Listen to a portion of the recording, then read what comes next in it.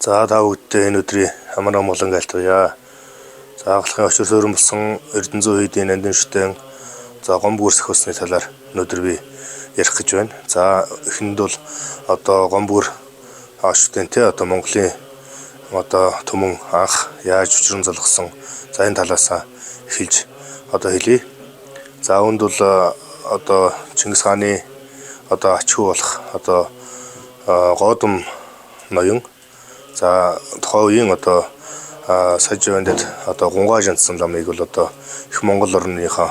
одоо газарт салж за одоо юуны шашин төрийг одоо тийм ээ хос эсийг одоо ингэж одоо номын ёсоор яаж залруулах талаар ингэж одоо асууж за мөн одоо ингэ ном зураг сонсох гэж ингэ заасан байдаг. За үүнд л одоо гунгаа жандсан ламтан өөрийн одоо ач дүүнээр болох за павглам лодой жандсан за мөн чагнаад орж тэргүүтээ улсуудтай ингэж одоо их Монгол оронд ингэж саадсан байдаг юм аа. За түүний араас одоо 1200 одоо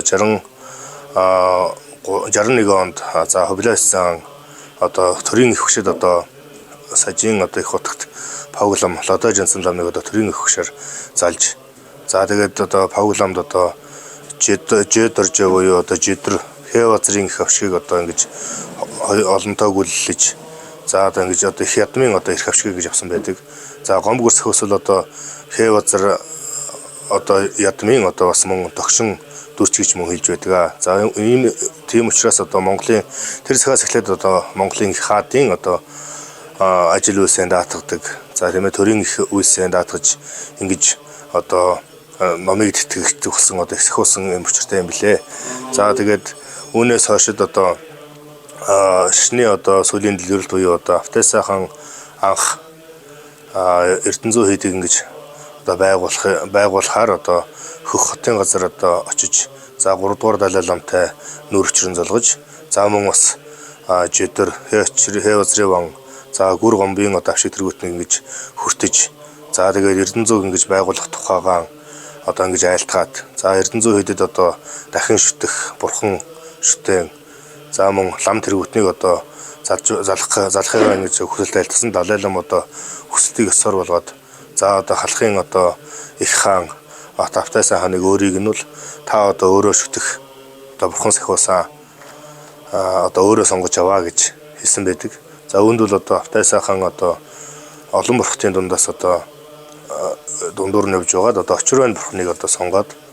за ингээд очир байн бурхныг одоо ингэж төрийн их сахиусанд одоо ингэж даасан одоо Монгол төмний даасан их сахиусанд одоо ингэж залъя дахья гэж одоо ингэж Далай ламаас аваад за Далай ламч ёсоор болгон одоо очир байн сахиусыг одоо энэ халах Монгол оронд одоо ингэж Автайсаа хаанд өгүүлж ингэж залсан байдаг юм аа.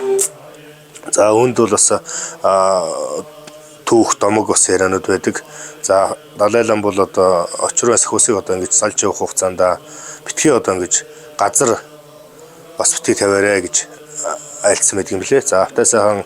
одоо өөрөө наашаага ирж явж байгаад за бүх цэрэг за ачаа хөсөг ингэж амархад одоо нэгэн ачаатай тийм ээ ингэж одоо амархгүй зогсоогоороо байхыг хараад за үүнийг одоо яагаад ингэ амарахгүй байгаа юм гэхэд нөгөө газар тавьж болохгүй бурхныг одоо ингэж залж яваа юм а гэж хэлсэн байдаг. Тэгээ Автайсаа хаан за энэ одоо ачлалын тэмээгч гэсэн мөн амраа гэснээр одоо очир байн бурхныг одоо төр одоо газар ингэж тавихад одоо очир байн бурхан эргээд маргааш начаагаа ачхад газараас ингэ хөдлөхгүй байсан гэдэг юм лээ. За Автайсаа өөрөө бас тийм одоо тошгон тийм сүртэй баатарлаг тийм одоо хаан байсан учраас одоо дуртай цэжийг нь аваа юу одоо дургу бөхсөн үлдгээ гээд одоо сэлмээрээ ингэж завчсан гэсэн домогтой байдаг. За тэгээ завчихад бол одоо очир байн бурхны одоо сүн шиг буюу ингэж гол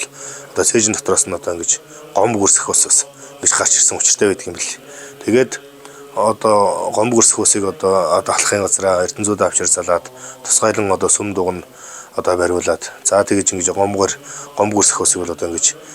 тэр цагаас эхлээд одоо ингэж Эрдэнэзүү хийдэд ингэж дахиж ирсэн ийм боломжтой учиртай юм билээ. Тийм учраас гомб гүрсэх ус маань бол одоо их хаадын үеэс хавуулаад за сүүл тэгээд Автайсаа хаан за анх одоо Эрдэнэзүү байгуулахад одоо мөн бас хуучны одоо шүтэн барилдлагаар ингэж одоо дахин одоо шашин номыг тэтгэгч гол одоо сахиус болон ингэж мөн залгаж ирсэн уламжлалтай юм билээ. За их хаадын үед ч гэсэн мөн ор хаан сууж байгаа их хаад хүртэл одоо заавал одоо төрийн багшаас одоо Хэвазрын авшиг за гомб гүрийн одоо авшиг тэргүүтнийг аваад За мөн одоо гомб гүрсэхүүсэнд одоо ингэж тангараг мөргөж ингэж одоо их хаанд ингэж суудаг байсан гэж учиртай юм билээ. За тийм учраас Эрдэнэзэн үед бол одоо тэр цагаас хойш одоо гомб гүрийн одоо тахилгыг ингэж одоо тасралтгүй үйлдэж ирсэн. За одоо бол одоо Эрдэнэзэн үед сар бүрийн одоо бэлгийн тооллын 25-ны өдөр одоо гомб гүрсэхүүсээ ингэж дахиж за тэгээд нийт одоо хамаг амтны тусад нийт одоо Монгол түмний хаан хүн зооныхон одоо нэгдүгээртэл одоо тийм ээ өөрсдийн одоо биесүүд за нас буян гიშгэн сайхан аривжин дэлгэрч за биеийн сайхан бат бөх за мөн өөрийн сүлх хямралунда за эрдэм үйлс эдгээр бүгд нь сайхан дэлгэрч байх тугай гэж за мөн түүний араас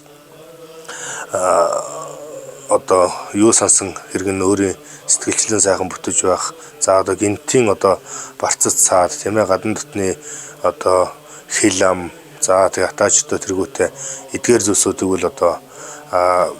амирлуулж за ингэж байхын тухайд л одоо сахиус бурхт гомб гүрсэхүүс ангиж одоо сар бүрийн 25-ны өдөр ингэж дахидаг уламжлалтай. Тийм учраас ер нь бол сахиус бурхан гэдэг бол одоо үгнээсээ бол одоо бодоход бол одоо бурхны шишний одоо тэгээд 10 цагаан буйны мөрөөр замнагч за тийм ам тангараг өгсөн эдгээр одоо хүмүүсүүд за тэгээд дахиж гоо сүм орон хийд эдгээр бүгдийг бол одоо